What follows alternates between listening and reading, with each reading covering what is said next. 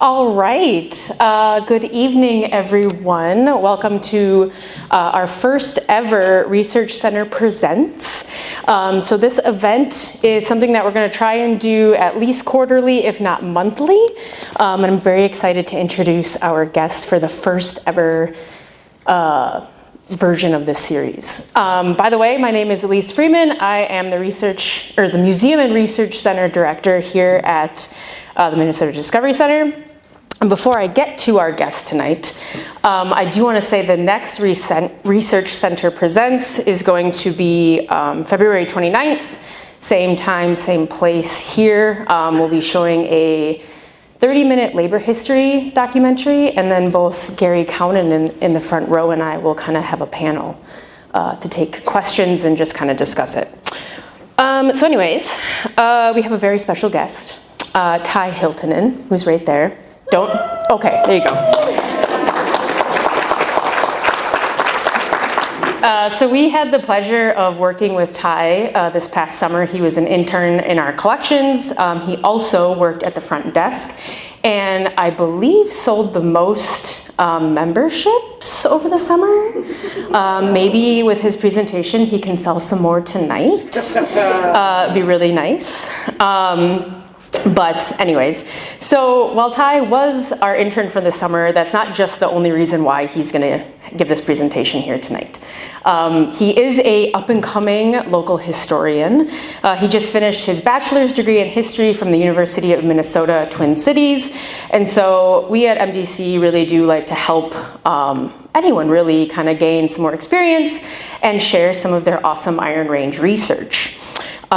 So that's kind of what he's here to do tonight. And he also has a bunch of his family in the audience tonight, which means you guys all have to be really nice and you can't be mean to him. So just, again, keep that in mind. But so anyways, without further ado, please help me welcome Tye Hiltunen.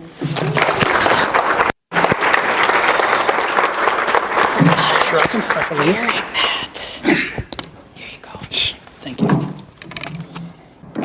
So thank you, Elise, for that introduction. I want to start off by saying that I intend this to be, and we've talked about this too, to be more of like a discussion.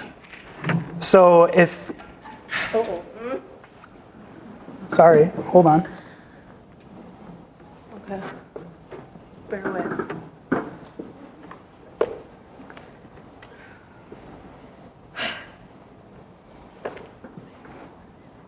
There we go. There we go. So if any of you have a question to ask throughout this entire thing, I welcome you to ask it. There's going to be Gary running around with a microphone, and we'll have a little bit of time at the end for questions as well. So if you want to save it until then, that's great too.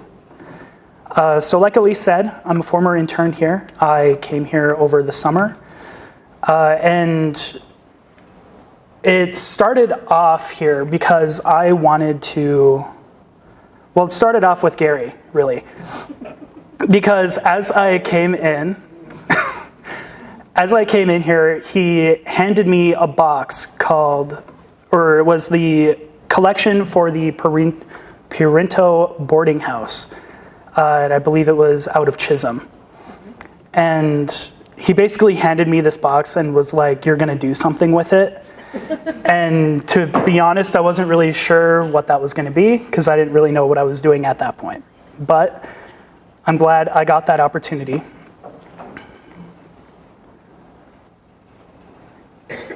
So, as I was looking through all these documents, I started here. This was a tax record for the Pirinto boarding house. And as I was looking through it, I saw that there were all of these women that I couldn't find a lot of information on. So I decided with the information that I had in the box that I was going to try and research them as much as I can. And that started with, I have a little laser pointer here. That started with Lydia Sari right there. And what was so interesting about her is that as I kept going, I kept trying to find family, and there were a lot of times where I would find a husband, a child, and try to find anybody that had a connection to her. But I, time and time again, I would say probably went through this process about 3 or 4 times. I would find these family members, try to reach out to them, and then I would suddenly find a document that disproved their connection. So I kept going until I was able to find a record that linked her to a death record in the St. Louis County Courthouse. So I went there and I looked at as many documents relating to her name as I could, and then I found her actual husband. And as I was going through this, I realized that she had a story that was not told. So, let me see here. So Lydia came over from Finland in the early 20th century. And this is where in Virginia she met her husband, or what is to become her husband, Urho. It's a very Finnish name. They, at one point, she came over to Virginia to work in one of the local boarding houses. She came over and started in Michigan, where she stayed with some of her cousins and other family until, I'm not sure why, but presumably because they were starting to hear about different job opportunities on the Iron Range, came to Minnesota for the iron mining. So she started working in a boarding house, and this is where she met Urho for the first time. So things seemed like they were going well, right? They bought a house in Chisholm. They moved there. Urho got a stable job in the mines. But then something happened. After they had their first daughter, Miriam, Urho died the next year. So what happened is I was able to find the medical record. So he was a mine worker, and typically when we see people dying that young in the mine, it's usually from some sort of mining accident, right? But he was different. He died of appendicitis. So that's when I became curious, because as I started getting more of these names, I started looking into it deeper. And then I realized, like, through the census records that I couldn't find Miriam about 20 years after she was born anywhere near Lydia. So what I found out is that, as through looking deeper, is that she was actually admitted to a mental facility in Moose Lake. So I tracked her down, and it seemed like she was going through mental facilities her entire life. So I took a trip down to the cities, and I'm like, well, they have these records, so I'm going to go try and find them. And then as I found them, I realized that she had some sort of mental disability that wasn't really able to allow her to live by herself. So what happened? I should have said this before. What happened with Lydia is that after Urho died and she started raising Miriam, she, first of all, needed a job. And that would have been somewhat hard for women to find at that point on the Iron Range, especially a single mother with a child. And I believe it was 1922, right? So she went to a different boarding house in Keewatin. And she started working there again as a cook. And then this is where she would raise Miriam until Miriam was 18. And then as that happened, as she turned 18, then she was admitted to the mental facility. So as time went on, Lydia not only lost her home, she lost her pathway to citizenship, because at the time, having a husband was the main way for a woman to gain citizenship in the United States. So when your husband suddenly dies, that can be difficult.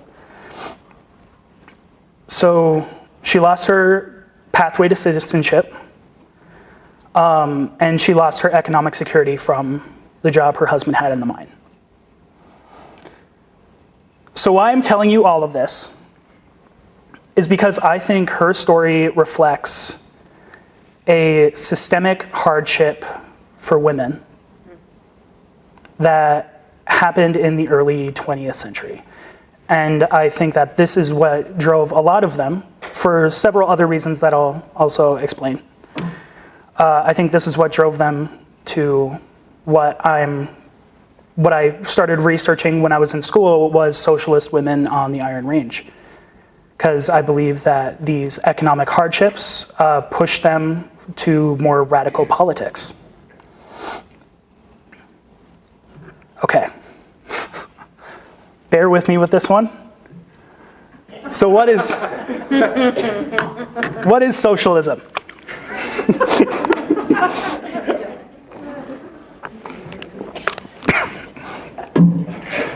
So socialism is what we call an umbrella term.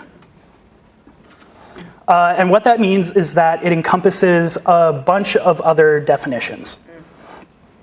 So I like to think of it like when you learned in grade school that not all rectangles are squares, but all squares are rectangles.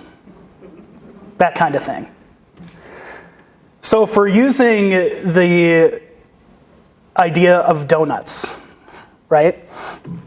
Socialism is the donut itself. I think I was hungry while I was making this. So socialism is the donut itself. And I guess what I would call different types of socialism, or different subsects of socialism, are how we have different donuts. We have jelly-filled donuts, or we have different glazes on donuts. You can mix and match different things, right? You're doing great. No, it's because I have a note here that says communism is a type of donut. Okay. Right on, brother. So communism would fall under the umbrella term of socialism. And that itself has its own other definitions, but that's kind of the basics of that. So I want to talk about this because I think it's important that we establish this when we are talking about specifically socialism on the Iron Range. They were socialists, absolutely, but I would be hesitant to call them communists. So what they were called here, or for a portion of time, is a term we call anarcho-syndicalism. And what that means is they believe that the socialist cause, or the idea that we must collectively own labor, resources, and businesses, is achieved through unions. Okay. To kind of show you the complexity of how this all can mesh together is that. You got it? So it's a lot more complicated than we usually seem to describe, right? Okay. So, where did the socialists come from? There was a radical movement. This is the one I researched. There's, I'm sure, other ones that pushed people to immigrate or leave or other countries with their own movements. But the one that I looked more into was the Finnish one. So as the Finns in Finland were trying to oppose the Russification, or the annexation of Finland by Russia, these socialists in Finland came together with the nationalists. So they believed in a common cause of we need to keep Finland its own state, right? And part of what happened at this point was that, so these Finns were pushed out of Finland after these groups somewhat achieved their goal of avoiding Russia annexing Finland. And because of like this infighting that occurred, many of them would move towards like the places that they had been hearing about from their family members. So like we have like Michigan and the Iron Range.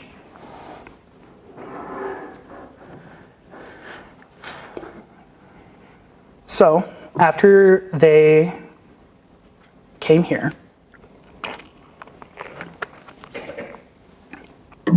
many of them went to the mines with these already radical ideas.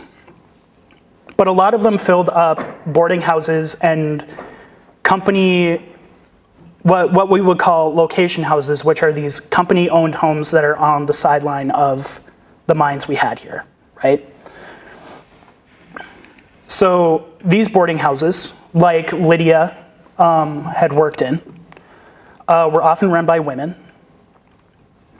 And because of the radical positions that many of these new miners and new immigrants held, a lot of these conversations happened in these boarding houses.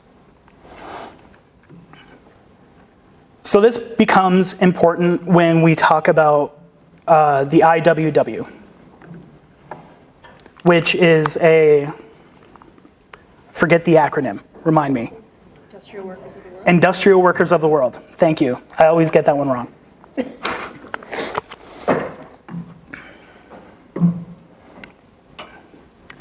So they would be collecting in there, having their own discussions in there, in those boarding houses, and the IWW would have their own presence with these miners and promoting like these new socialist ideals.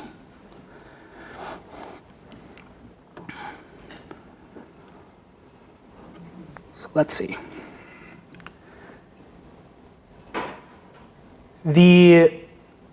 When it comes to like the actual women that lived here, I like to use another example for why these ideologies kind of persisted and became more prominent as time goes on.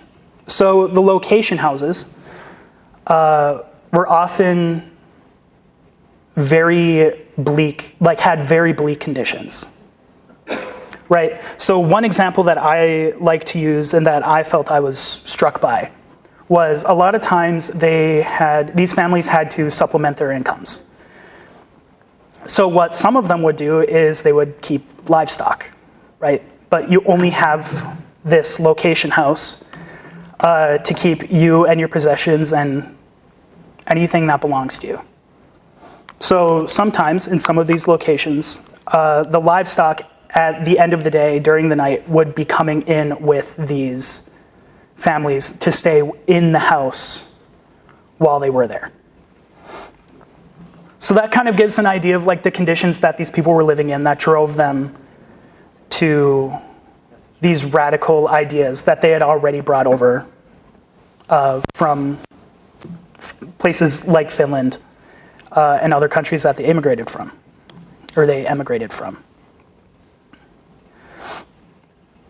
So when 1916 came around, we have it would be the second labor strike, which this one was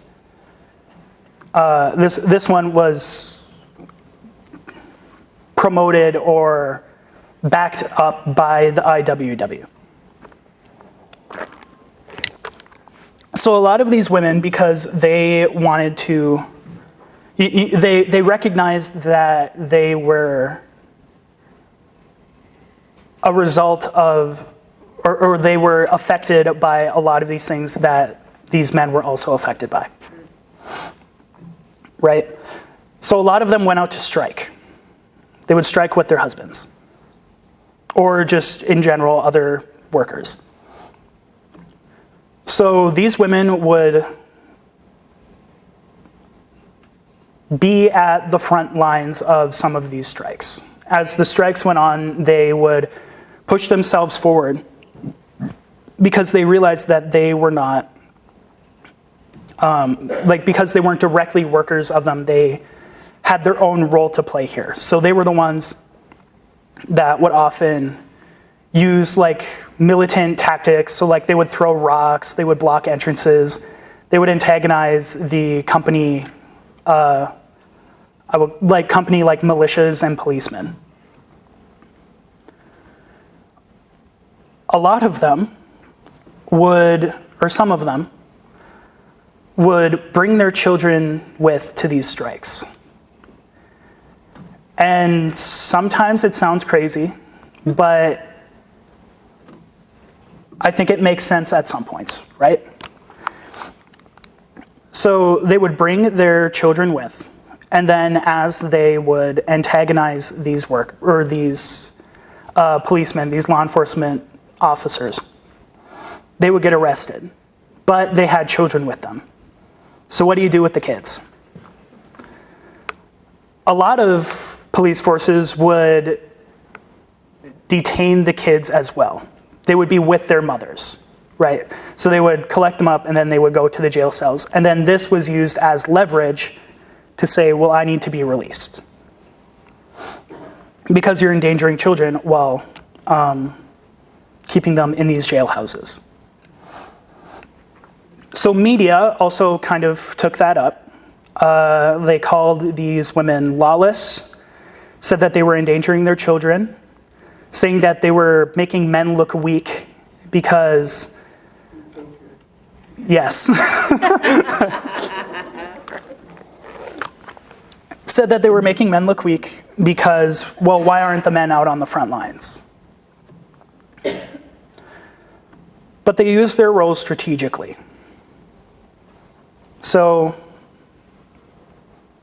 bringing children to jail, they had their position where they could demand more food and resources, and really these tactics kind of highlighted the moral contradictions of mining companies. And what I mean by that as well is when these mining companies would put up like these location houses, right? They used them as examples of their benevolence. So they said, look at how good we are. We're providing you housing. We are providing you jobs. What do you not have to be happy about? But there was a lot to be unhappy about, right?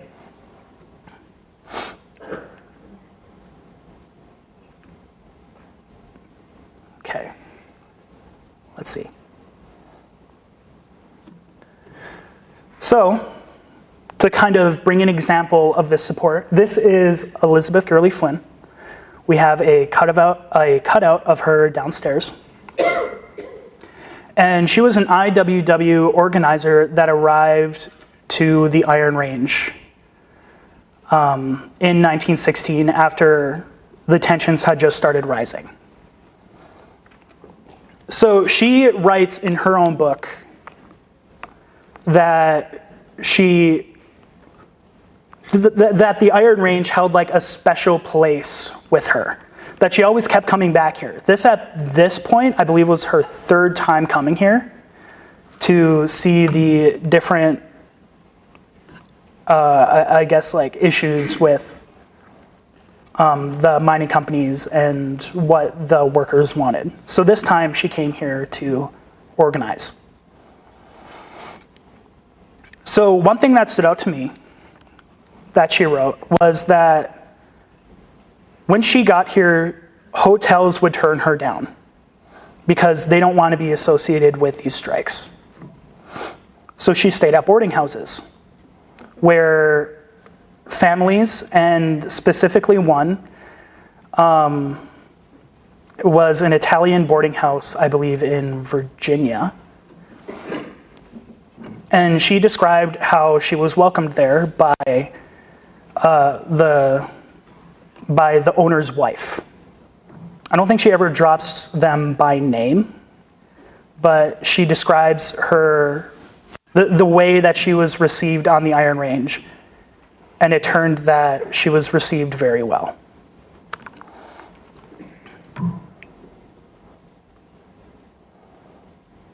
Okay. So,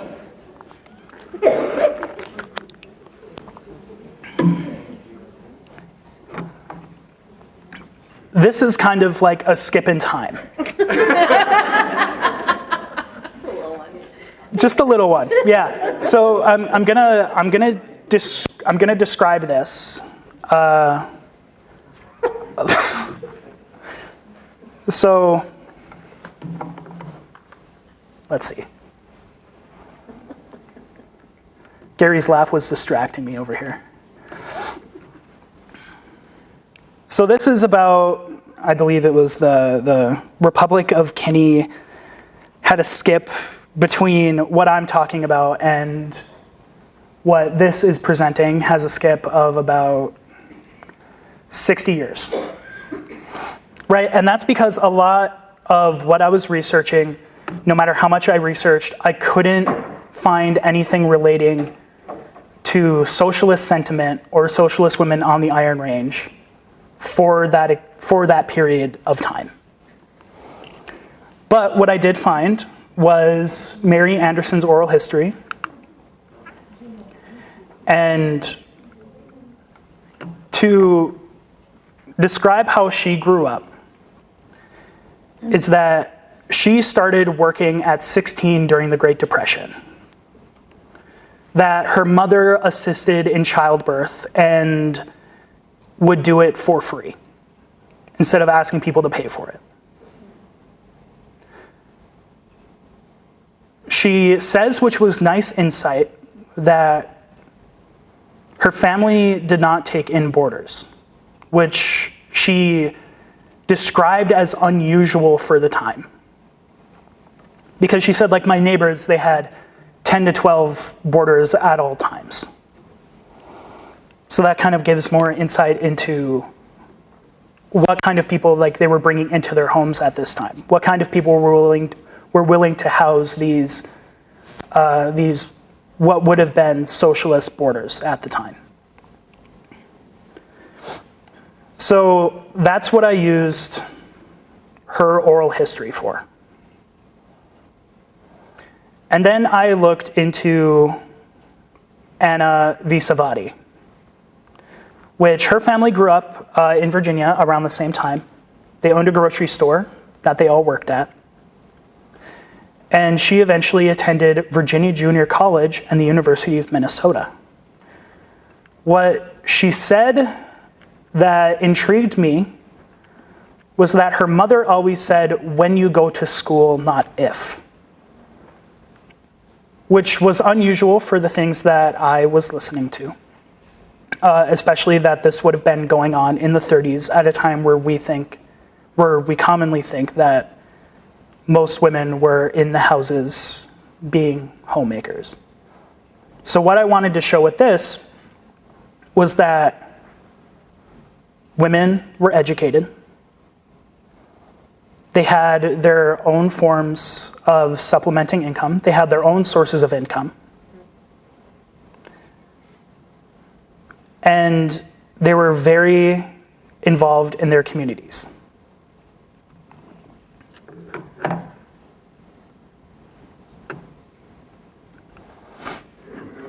So this is Catherine Rukavina, which, if you're thinking, yes, is related to Tom Rukavina. We found out that my mom and I found out that she was actually his aunt. So she was a labor organizer in the 70s, back when the Aero brand garment factories were still open in Virginia, Gilbert, and Eveleth. So this was the first large-scale industrial jobs for women on the Iron Range.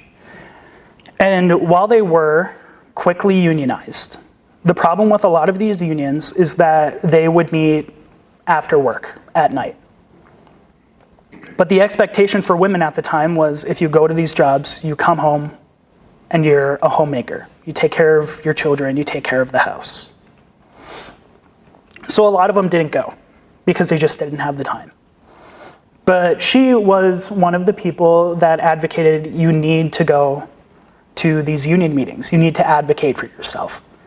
And she was big in organizing all of these people to come together and advocate for what they had. Okay. So I said I would talk about that big gap. What happened in those decades, we don't really have any documents on, or at least documents that I've been able to find. So what I've been talking about with Gary and Elise over this past week was the aspects of American society that possibly led to this. So back then when they were organizing and the people were typically described themselves and were described as socialists, a lot of them were still religious, which we don't normally associate socialism and religion. That's one of the common things is that, well, socialism, communism are atheistic. They're against religion. But at this time, what we would now call the old left was not as academic as it later came to be. So these people recognized their roles in society. They recognized that they were being exploited by these large corporations, by these people that employed them. But often, they were still very socially conservative. So what happened is that as time went on, and they unionized, and World War II ensued, and then the Red Scare happened almost directly after, because now you have this big communist state, the USSR, that is now an issue for the United States. So a lot of them thought, well, what we presume they thought was, well, we achieved our major goal. We got unionized. So the shifts started coming over time. And this is where, we have these unions, so we still have our socially conservative policies, so then they slowly move over to the right, both socially and somewhat economically. So Gary coined this term, I don't know where he got it, called pendulum theory. And it's that that there's different things. It's like a pendulum hanging down across a pole. So as major events happen, the pendulum is pulled over either direction. So with the IWW and the labor organizing, it was pulled way over to the left. Radical groups came in, whether people agreed with them or not, but they recognized that they were fighting for the same thing. So it was pulled over to the left. And then it swings back and forth. And then it eventually settles towards an equilibrium again. But what is called a positive effect is now this pendulum is sitting a little bit closer to where these radical groups were. So it changes over time. And then the opposite would be the negative effect. So as these radical groups come in, they're not perceived well, and then it swings the pendulum again, except this because the group would not resonate with the public, the pendulum would settle a little bit farther in the other direction.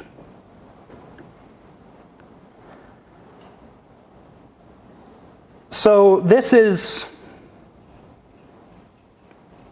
the I'm still learning about this, right? I'm still learning about this every day, honestly. I had 15 weeks to do this, to create my capstone paper, and I feel like there's so much to talk about that 15 weeks can barely even scratch the surface.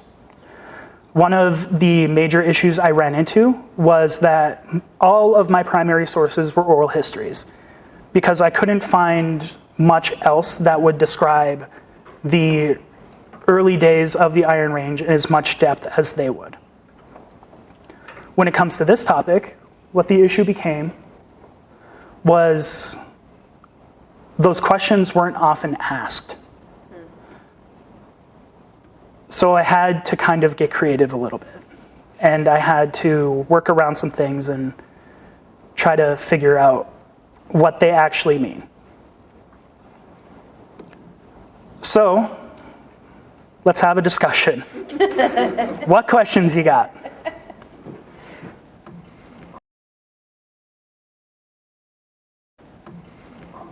Well, I can think of a half a dozen women at the Gethsemane Church that are Finlanders that are in the Call of the Hall that probably could give you a lot of information. Oh, absolutely. Okay. And I would love to go over there too.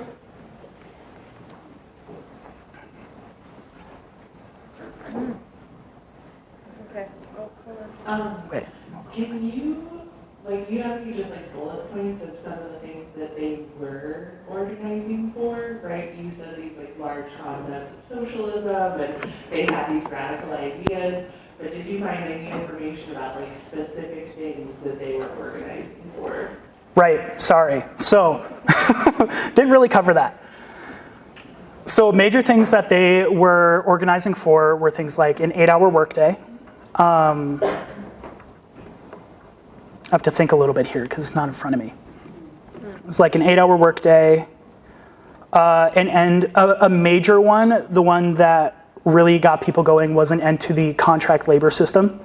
So as miners would mine ore, they would be paid per, I think, ton of ore that they mined that day, which was good for some and worse for others, because obviously different parts of the mine are going to have different amounts of ore, or some are going to have jobs that don't deal with ore as much, right?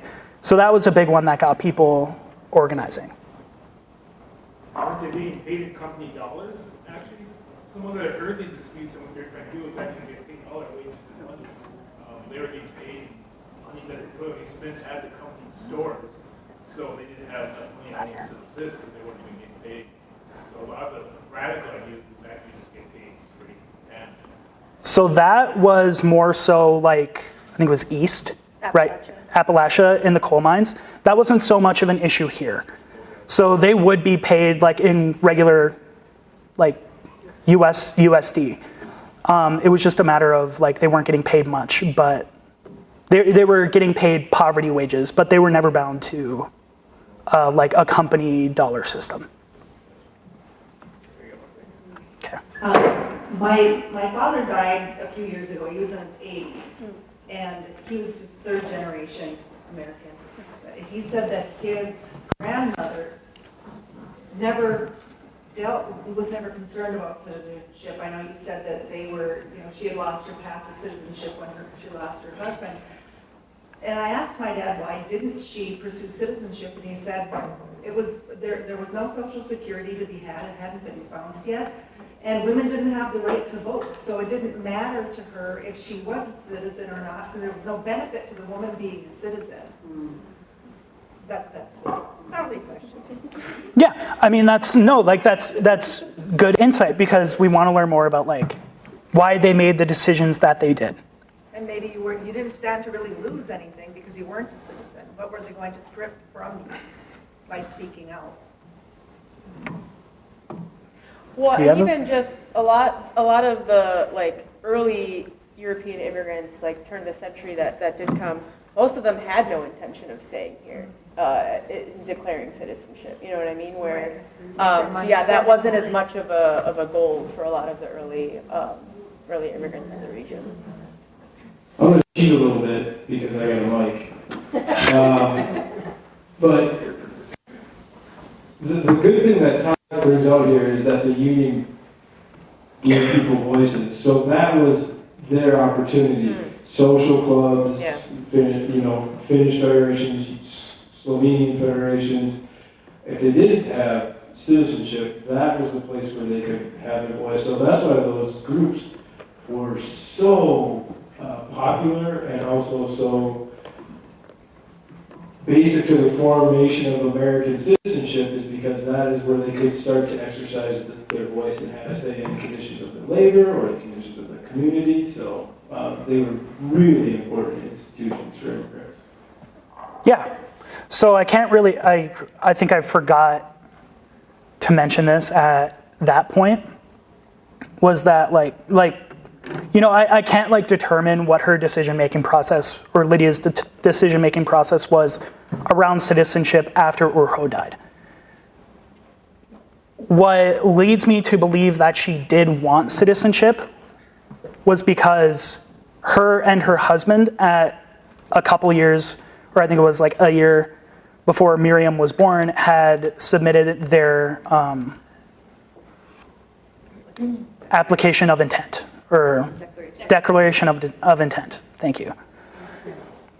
So I found that document, and that led me to believe I think that they wanted to obtain citizenship after something tragic like your husband dies, don't have your house, and all of these other things that happened right next to each other to her. I can't, maybe she probably made a different decision at that point. Priorities. Yeah. Yeah, thank you. Thanks for your presentation. I think you got me thinking a little bit about this gap, right, this time period, when you're not seeing a lot of these folks or this kind of activity. And I think there's a million different things going on there. One way to think about it, I guess, is that through the efforts of the labor movement, from the 30s to the 70s, the U.S. kind of experiments with social democracy in a way that, the largest transfer Yes. in human history, basically downward or whatever, a period, through the efforts of all these people and stuff. So there's that happens there, and a lot of these immigrants become integrated into American society, become patriotic, right? So there's all that. And it's interesting, I think it's interesting then that you found some examples of people emerging again in the 70s as things start to become more precarious. And, right. So I feel like that's interesting. Could you just speak a little more to why the Republic of Guinea situation and that her as a figure? I'm just sort of curious, what is interesting to you about her in all of this? Because she is kind of a fascinating person, right? Yeah. So, at the time of doing this project, I wasn't really familiar with everything that Mary Anderson did or everything that happened with the Republic of Guinea. I just think it's kind of an interesting little tidbit of these women taking a leadership role and advocating for their communities, right? As a resurgence of that kind of thing. So it's something I'm still learning about myself.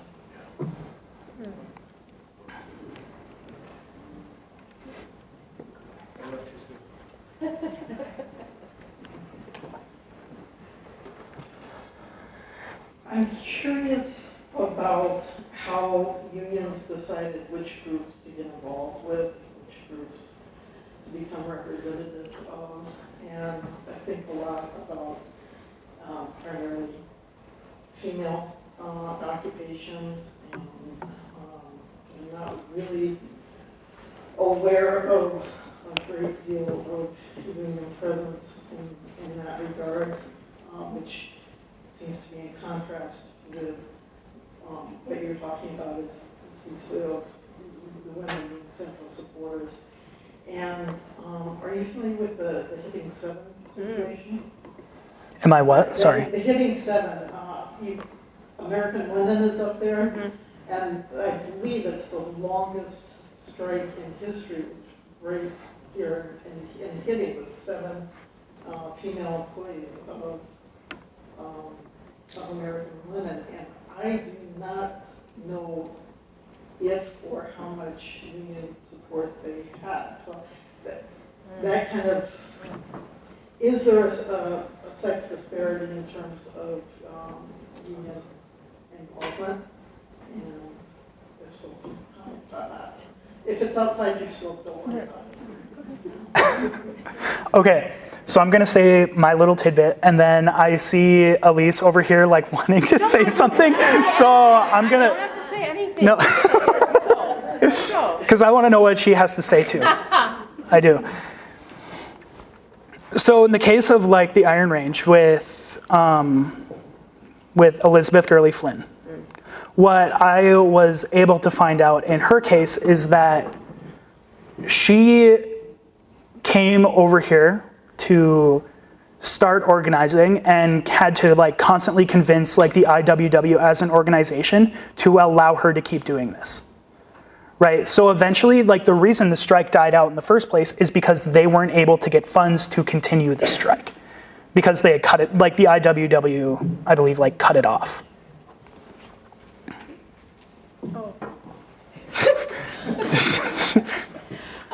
One of the, just to jump off of what Tye was saying specifically about the IWW as well, so within like early turn of the century labor movement, you had the difference between craft unionism, which was like the AFL, or American Federation of Labor, that really liked to organize kind of your standard white men, right? They weren't interested in immigrants, they weren't interested in women, they weren't interested in people of color. But then the industrial workers of the world, they said that that doesn't matter, that they wanted to unionize across all those types of lines, all those types of industries. And so that was one of the first big unions that actually helped organize women. Hello. And so with that, you actually have women being able to join the IWW. They aren't actually part of like auxiliary groups. They're part of this. It's not. I don't know. I think I killed it. So that was a big. He also had an image on one of his earlier slides where there's a lot of women with an IWW pennant during the 1916 strike. So yeah, right there. That's a major group of a lot of Finnish women. I know exactly where you got that photo from. But anyways, in terms of the Hibbing 7, that's a really good question. So I've done some research on the Hibbing 7. I have not looked into what the other unions were doing in relation with that strike, so that I'm gonna spend some time doing that. I do know that, like, at the time of the Hibbing 7, like, Jesse Jackson came to help promote them, Ed Asner came up to help promote the Hibbing 7 strike, so they did get major support, but specifically about the unions, that's a good question. We encourage you to go. There's a whole research center here that pertains to these kinds of things. That's kind of like why we have this event, right? Yeah. So like, yeah, we encourage you to go there too and look for yourself. You got another right here? I'm curious about the women on the Iron Range and their involvement in the cooperative movement. My Finnish ancestors were in the Finnish triangle, so they were all very active in the co-op movement and in governance of the cooperatives in that area. So I'm wondering how that correlates with what you presented in the earlier strike activism and the time-wise with the cooperative movement. So I'm actually not really sure. That was like one of the, it's like one of the topics I kind of like skimmed over a bit, or like I had to push past. So yeah, I'm not sure. I am curious to learn more about it, but I know that Gary right there has a lot of knowledge about the co-ops too, and maybe he wants to say something about it. Yeah, so the Osuuskalpa would have been part of the larger working class movement, and oftentimes in places like Embarrass, Olango, Cherry especially, you saw that the co-ops came into existence during the strike time. And so after the 07 strike, a lot of the Finnish workers especially were blacklisted and went out into the industrial periphery. And the interesting part about this is because the IWW was an industrial union, if you were a farmer, you couldn't join the IWW. So they organized what were called auxiliaries. And Paris had all these little towns had auxiliaries. And so they would get things together, ship them into town, and that was kind of the birth of the co-op movement. But the great work that Tye did here is that co-op movement, the Björniko boarding house and all of the other cooperative boarding houses were organized along this kind of larger working class cooperation. And so Cloquet had one of the largest ones in the United States. They had everything from, and some of you probably remember that, gas, they come to your home with feed, but then you also have the co-op stores that you could go into. And being Finns, of course, once one group got pissed, didn't enjoy the other group as much. And so there was a white co-op movement and there was a red co-op movement. And sometimes you had the white co-op movement in the same town as the red co-op movement. But it was really a part of that life, and it had its birth out of the struggles during 1916. And so we were so excited that those records were donated to us from the Historical Society over in McKinley, because they had some overflow. And so, when we got them in, and Tye just did some amazing work with them, we got in there, created, I think, a finding aid as well. I did, yeah. So, if you have relatives that lived in Chisholm, or maybe your grandpa lived in a boarding house, or grandma worked in a boarding house, you could look and use Tye's finding aid, and it could be in there. So they're also a good place for genealogy as well. And there were a lot of kids that became the product of encounters at the boarding house, right? So you've got, I think through going through the archives, trying to find like some other things that I could use for this project, I found a collection called the Cherry Women's Co-op. So I believe like they specifically had one for women. And I looked through it a little bit, but I don't really remember the contents of it. But if you want to make it exists. If you want to make an appointment and look at it, you can do that too.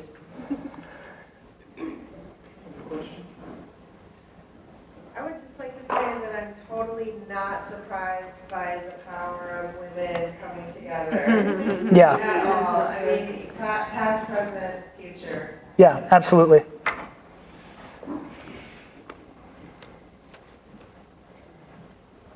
I do genuinely think like the Iron Range wouldn't be what it is today without like so many of these women doing what they did.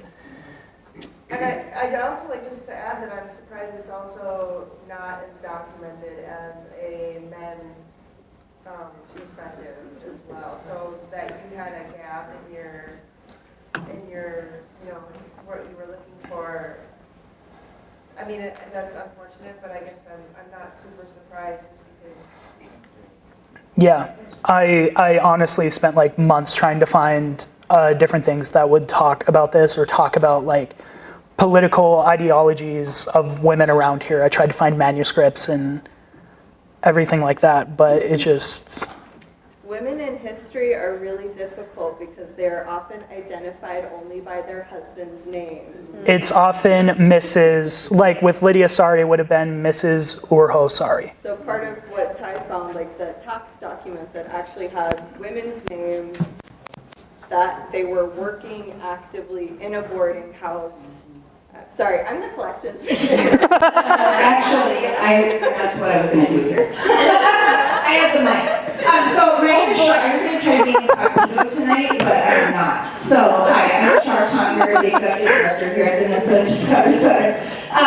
as you all are talking, and I can see people's interest peaking with questions, it would be reminiscent of me not to introduce the staff that we have here, because I think in a rural community, it gets overlooked at how incredible our staff is here, and how educated they are on labor history, on our collections that we have here, the depth of information we have within these walls is incredible, and we have really wonderful, I have the best staff.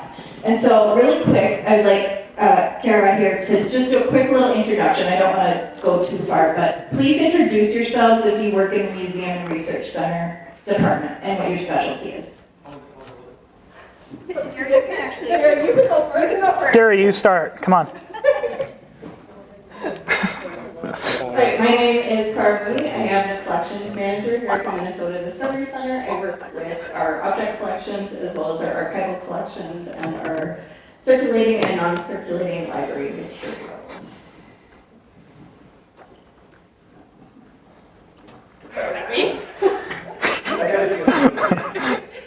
My name is Alex Montcalm. I am the research center specialist. My primary base is in the library, working with Cara on managing our circulating and non-circulating collections.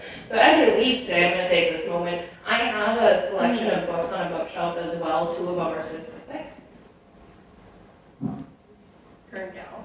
Just keep going now. You're fine, go. Got it. Elise is terrible at nonverbals, it's fine. So I've got small selections of books available if you want to know a little bit more about Elizabeth Hurley Finn. I also have 2 books that specifically bring up her, as well as working on getting more of these Research Center presentations going, these Research Center presents. If you're enjoying the presentation today by Tye and what we are striving for, we kindly ask that if you have time and you've got some, we've got a donation box right outside our door as well. That will help support these events and continue to bring in presenters, continue to bring in those snacks and beverages, so we can continue to make this a very successful event. I need steps in today too. Other questions? You are staff. Gary? Oh, Gary Collins. Gary Marie. I work as the education program and recreation director. Dr. Gary Collins. Yeah. He wrote a book, it's in the gift shop. And in our library. About the 1916 strike. Other questions?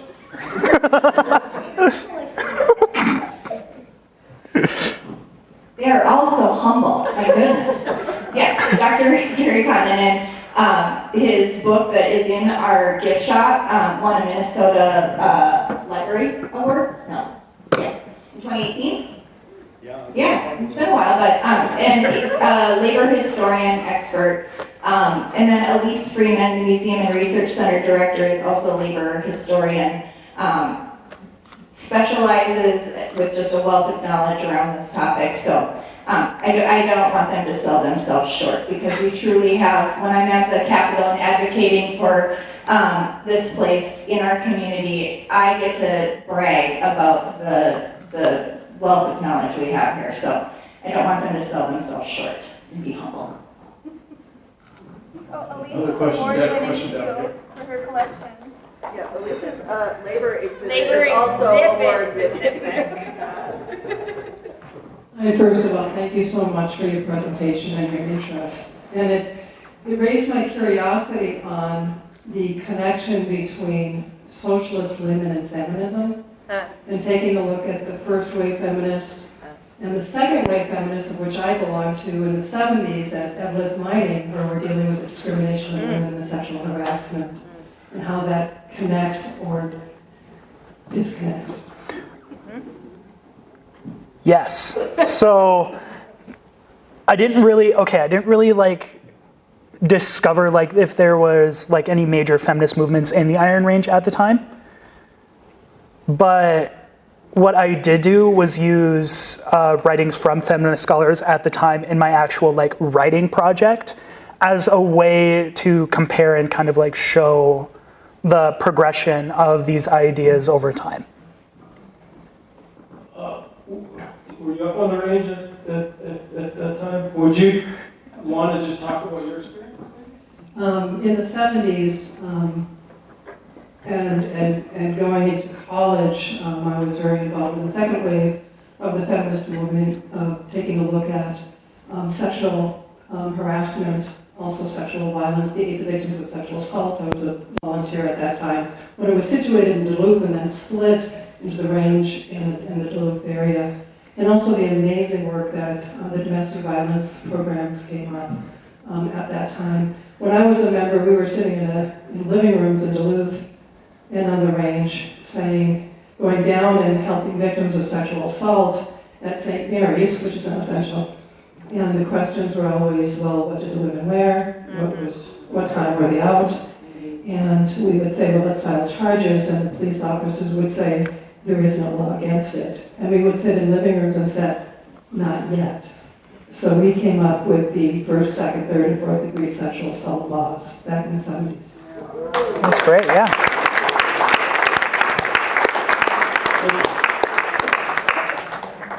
Thank you for sharing that.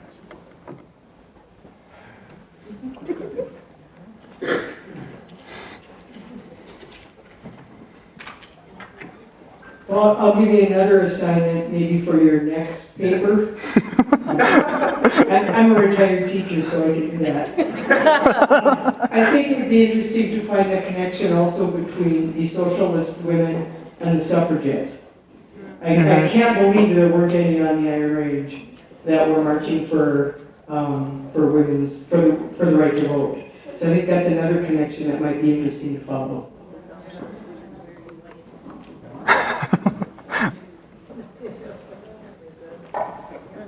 Thanks, Tye. You're awesome.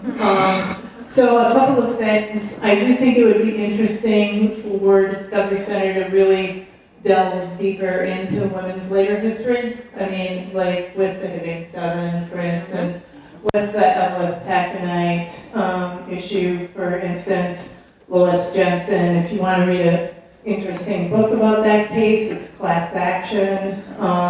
And the story of Lois in the book, it's fun. I never worked in the mines, but at any rate, it was really interesting to learn about that. And so those are some things that I think would be really good to have, especially around here, and especially because women's history is so often not told, and not in the books, and not in the exhibits.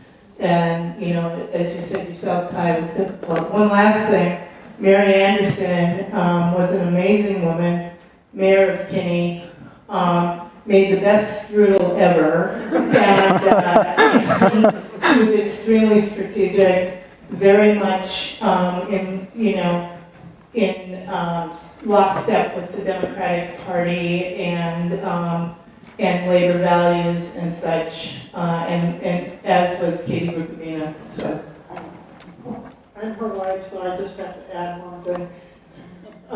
What Connie mentioned, this area really has taken a great deal of lead in the domestic assault movement, and that is another thing to highlight right along with the female involvement in the labor movement. Thank you. Maybe while I'm heading back there, Tye, could you maybe explain why this topic was of interest to you? Because it's great to see that somebody like yourself, a young man, has taken an interest in a topic of this nature. Yeah, so it started, well, it really did start with Lydia, is what really made me ask the questions, what do we have surrounding women's history around here? And as I went to school for my last semester, I'm like, well, I want to discover this more. And I had talks with my professor, and he's like, well, you had these labor movements. You should talk, or you should write about what their involvement was in these labor movements and how that resulted over time. So, I mean, yeah, it was just a general like I felt a lot of stories are just about minors and like the men and like what they did for the area and what their experiences were, and I kind of wanted to shift that sight a little bit.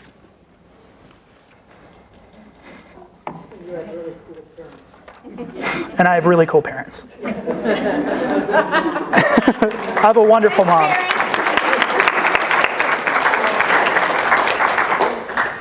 Thank you for your presentation, Tye. It was really beautiful. I thought you said something really profound at the end when you talked about the oral histories of the women, and that the questions that we're interested now were being asked when those were collected. And I feel like right now we're kind of at another nexus of change on the Iron Range. And when I look around, specifically thinking of women, right now there's a lot of women in leadership positions on the Iron Range. And it'd be an interesting time to ask the right questions for curation for future. So I thought what you said at the end was really profound, and it's got me thinking about that. Yeah, just in general, I'm really happy that this topic sparked so much interest in like the community I came from. So thank you all for being here too. But we have one more too. I'm not done yet. No, we still got more questions. I'm Jan Carey, and I am here tonight with some of my members of AAUW, American Association of University Women, who for over 140 years has been advocating for equity for women and girls. And we have a lot of scrapbooks here at the Discovery Center Research Center. And there's a lot of information that is shared in those scrapbooks about our 100-year history as a branch of AAUW here in Hibbing. There's a lot of information about the progress that women made socially, culturally, and politically in those scrapbooks. And I can't leave here without tagging on to the importance of having more women's history addressed through not only our organization, but other organizations that have persisted on the Iron Range and locally. We were the first to sponsor a forum of the women of class action.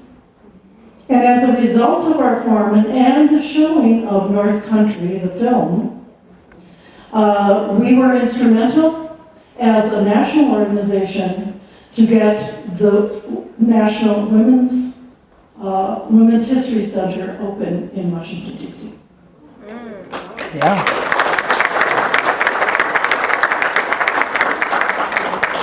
Thank you. I'm going to be going through the archives again, like I've done so many times. And yeah, I'm going to go through it. I'll go through and look at those. I think that's great. Thank you.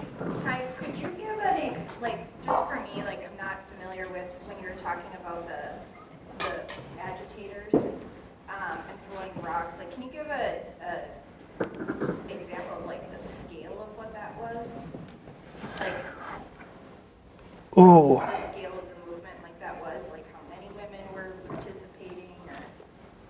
Well, I mean, You could delegate. yeah, Elise, I'm delegating. I mean, it was. Oh, I guess I'll wait for it. Hello. They're in the newspapers. You see mention a lot of I've done a presentation on this as well, Women of the 1916 Strike, and in the newspapers they mention that women are usually the first, right? What Tye had already mentioned, the first on the line, where that's prominent enough to get mentioned in the newspapers, where this is something that is normal, right? One instance, this one woman, they would turn up lunch pails, they would throw rocks and eggs, they would openly call people scabs and say, why are you going to work, all that kind of stuff, right? One woman got into a scrap and bit a mining, she bit a mining guard's hand as they were trying to like arrest her. She gets arrested, is then basically released, and is on the picket line the next day. And so all of these women, both like Eastern European, Italian, they were very much on the front lines where it was a very normal thing to see.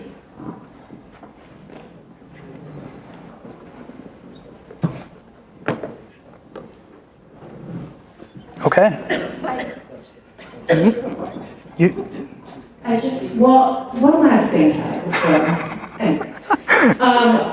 Given some of the comments tonight, so I was going to do a presentation of something in March for Women's History Month, and kind of now that the Hitting 7 got referenced, I think for the March's Research Center Presents, I think I will do a little thing on the Hitting 7. So that would be then March 26th. I don't know, pay attention to our Facebook. But, yeah, so I think I will do it on the Hitting 7. It will be March 26th for that one. March 26th. And what's the upcoming one? Is February 29th is in the next one. It will also be the 26th. Not until the. Oh, God, you said the 29th. No, there's no 29th and 50th. I had a migraine, really. I had a migraine. Okay, any other questions? February 26th, we'll have our next one, and then March 26th, we will also have another research center